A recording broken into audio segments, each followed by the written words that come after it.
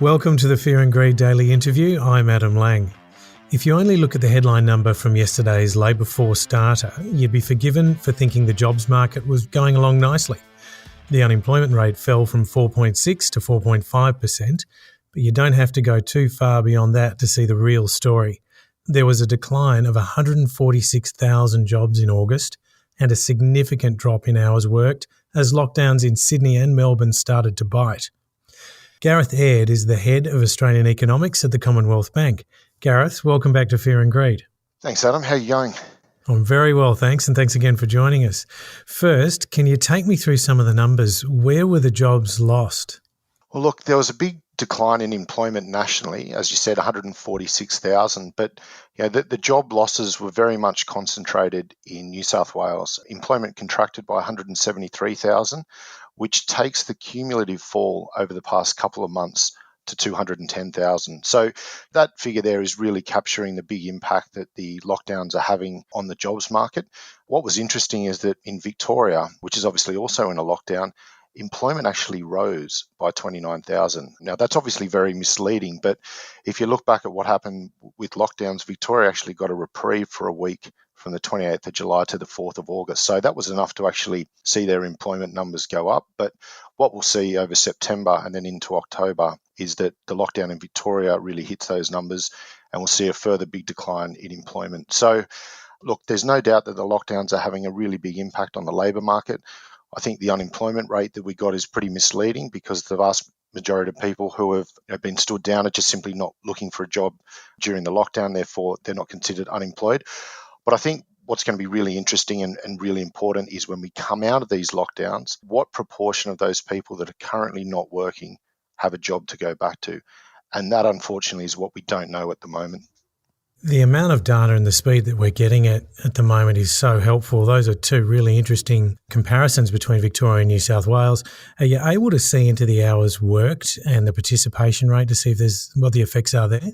Yeah, look, the hours worked declined by a massive amount in New South Wales. I mean, New South Wales hours worked in August were down 6.5%, and that built on a 7% contraction in July. So in just the 2 months that New South Wales has been in lockdown, hours worked have actually contracted by 13%. And I think that's probably the statistic which most accurately captures what is actually happening to the labour market. And that's also, hours worked is most correlated with GDP or production. So we're going to see a huge contraction in the state final demand in New South Wales over the September quarter that will flow through to October. And I mean, a 13% odd fall in hours worked is just incredible. But then in a lot of ways, it's just intuitive given how many businesses are shut at the moment. In Victoria, hours worked didn't fall by as much, down around 3.5% over the month. But as I said, Victoria got a bit of reprieve there because they had a week out of lockdown. But the numbers are going to look pretty bleak in the next employment report. What's going on in Victoria will be more accurately captured. It's going to paint a picture of a labour market that's really struggling at the moment, given we've got more than half the country in lockdown. Outside the lockdowns, are you able to see any bright spots? Because hopefully we can all look forward to getting out of lockdown across the country. Are you seeing any bright spots? Yeah, look, the main bright spot I would say is that the labour market outside of the states that are in lockdown is holding up quite well. We're sort of running an experiment in real time where we've never really been sure up until now just how kind of interdependent the states are on each other. But so far, we haven't seen too much of a negative spillover from what's been going on in Victoria and New South Wales into the other states. I mean, it's definitely would be having an impact on the tourism industry, for example, in Queensland. But in the main, those states that have not got problems with COVID at the moment are actually doing pretty well. I think the thing, though, to keep in mind, though, is when New South Wales and Victoria reopen, they're not going to reopen to look like the states that are not currently in lockdown. They're going to reopen and try and manage basically COVID cases and hospitalizations. So I think that things are going to get better. I mean, they have to just because we're coming out of lockdown. But I don't think we're going to snap back to the kind of outcomes that we're seeing in other parts of the country in New South Wales and Victoria straight away, namely because there's still going to be restrictions on what we can and can't do. I think we're going to see a gradual easing of restrictions. And I think also there's just an adjustment process that comes from having to live with COVID. We don't really know what that means for the services sector and just how much people are out and about spending.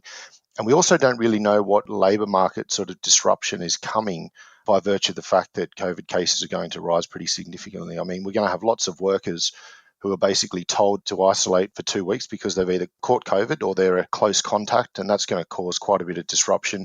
And then we also might find that some people just don't want to go back to work straight away while COVID cases go up because they're concerned about getting the virus. And we've seen that happen overseas. So I think there's lots of uncertainty. I mean, the good news is that in a couple of months things will get better. But I think the rate of improvement is still up for grabs given there's so much we don't know about how this is going to play out. And a question about the live experiment, as you referred to it, because so much of what we're seeing won't be even around the country or even within states. Do you think we'll see different speeds of employment recovery as each market goes through those lockdown liberations? Well, I think a lot of it's going to come down to what restrictions or not are imposed by each state premier in terms of dealing with COVID. I mean, the more liberal approach you have when you come out of lockdown, the better probably labour market outcomes you're going to see. And equally, you probably see a higher number of cases. So it's, in some sense, it's going to be dictated to by what state premiers across the country impose and what they basically allow in terms of social distancing, number of people that can be at venues and all that sort of stuff. I mean, all that is going to feed into, I think, the labour market outcomes that we get. Probably the other thing to be thinking about is that New South Wales and Victoria have now been in lockdown for quite a while, and the number of weeks are adding up. And in New South Wales, there's at least another 4 weeks to go. And in Victoria, probably looking at 6 odd weeks. We don't know yet the number of businesses that have shut down through that period. And it may not be the case that they were insolvent, but they've just simply decided to shut the doors permanently because it's all gotten too hard and they've felt that it's not worth it anymore.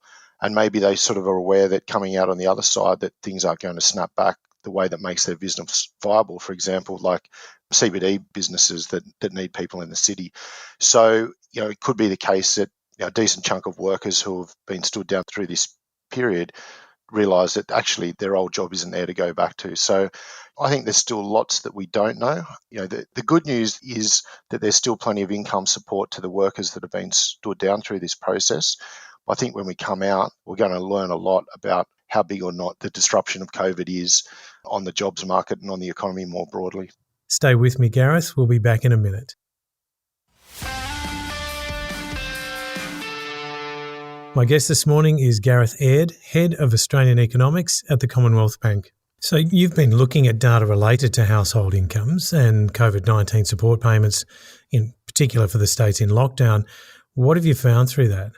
Yeah, look, it's been fascinating. I mean, one of the beauties of working at Commonwealth Bank is we have access to a range of high-frequency internal data, and what we've been able to do is monitor the payments that have been going into CBA bank accounts in the form of wages and salaries paid from an employer, and then also the government benefit payments, which are picking up all sorts of different government payments, but they, of course, include the important COVID-19 disaster payment, which is the money that the government's channeling into workers who have lost hours through the lockdown.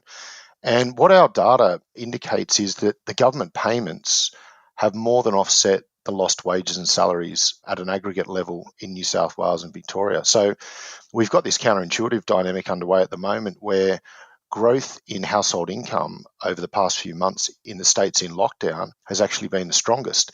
Because even though you've had that drop off in wages, and we saw that obviously relates to the labour market data today because less people are working, the government payments have more than offset that.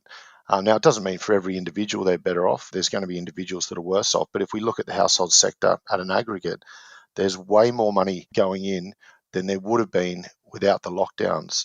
So it's an unusual dynamic. It's one, though, that we did actually see last year when we had the national lockdown where growth in income was so strong because the government's support was massive.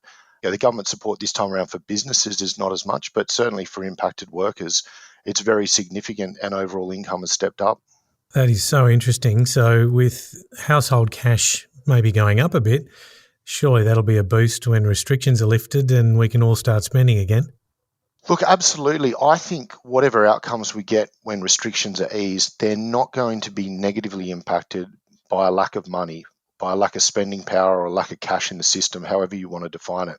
There is a truckload of household savings sitting there. I mean, our internal data indicates that the average bank account at CBA has $10,000 odd more in it sitting in there than pre-COVID. And that's supported by what the National Accounts is saying around the level of savings in the economy and the savings rate. So there is plenty of money there that can generate some really good outcomes. It all comes down to, I think, really what kind of restrictions we still have, what the health outcomes are looking like, and how concerned or not are households around doing things if they're concerned about catching COVID. So, we could find that we get a really fast snapback if nobody is worried about COVID and the hospitalisation numbers don't go up too much and the vaccines do their job, and that'd be the ideal outcome. I just think at this stage, as much as things are going to get better, we've just got to be sort of aware that they may not snap back as quickly as we'd like, just given, we're going through an adjustment process with COVID. And we could find that, 4 to 6 weeks in, the case numbers go up so quickly that, more restrictions come back. So again, much like the labour market, lots of uncertainty out there, but certainly from an income side, there's no issues there. I mean, households are cashed up in a way we have not seen before, really. We certainly don't want to go backwards once we start working out of our lockdown situations. Since you've last appeared on Fear and Greed, there's been house price data that showed residential property prices have jumped 6.7% in the June quarter. It's the strongest quarterly growth since the Bureau of Statistics started keeping records in 2003. How do you see that playing out over the next 12 months? Well, the housing market at the moment is basically divorced from the economy in terms of, in New South Wales and Victoria, there is no negative impact from lockdowns on the housing market. And I think what we're finding is that, because the vast majority of people have not actually lost their job through COVID, the people that have kept their job, they're the ones that are transacting in the housing market. And the thing that matters most to them is the level of interest rates. Interest rates are still incredibly low. The Reserve Bank governor is out there, and again, he reminded people this week that he doesn't think that he'll be raising the cash rate until 2024. So I think provided households, still feel confident that interest rates are going to stay low, they're going to be willing to pay, more for an asset. That's what's basically generated the lift in home prices. The higher frequency monthly core logic data indicates that prices continued to rise through August and the early part of September. And I think there's enough momentum in the housing market that prices are just going to keep rising into next year. I mean, the pace of increases will slow. It kind of has to, just by virtue of the fact that affordability gets stretched. But there's enough steam in the market at the moment that I think prices will keep rising, and it would probably take intervention from the regulator, so that's APRA, in the form of macroprudential policies to slow the housing market. Otherwise, I don't think over the next 12 months it's going to slow of its own accord. Yes, the monthly growth rates will come down a bit, but I don't think prices are going backwards until we see either a shift in interest rates or macroprudential policies come in from the regulator. It's so interesting. Gareth, thanks again for talking to Fear and Greed. It's a pleasure. Nice to be on again. That was Gareth Aird, Head of Australian Economics at the Commonwealth Bank. This is the Fear and Greed Daily Interview. Join Sean Aylmer every morning for the full Fear and Greed podcast with all the business news you need to know. I'm Adam Lang. Enjoy your day.